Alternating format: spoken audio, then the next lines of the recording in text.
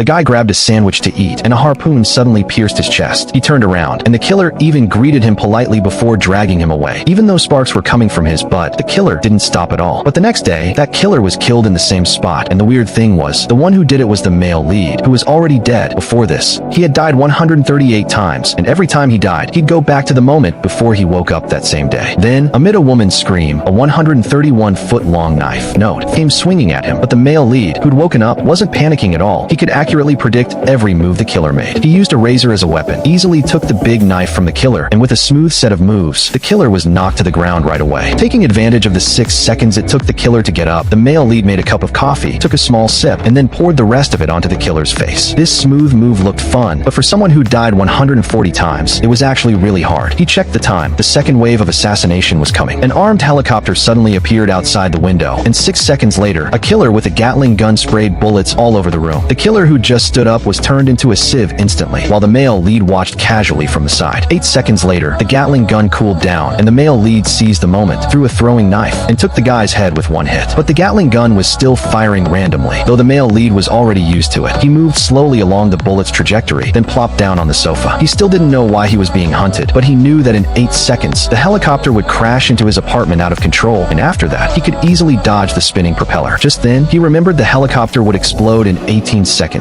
He rushed to the window, jumped at the exact moment of the explosion, and landed precisely in a garbage truck. But he forgot that in the previous 22 times, he'd misjudged and been crushed into a pulp by a passing truck on the spot. Now he was used to this kind of life. Even if he didn't die this time, another wave of killers would come for him soon. If he tried to escape by car, he'd get hit and killed for jaywalking the next second. If he was lucky enough to survive that, he'd run into a dwarf killer who'd stick a bomb on him, and then he'd die again.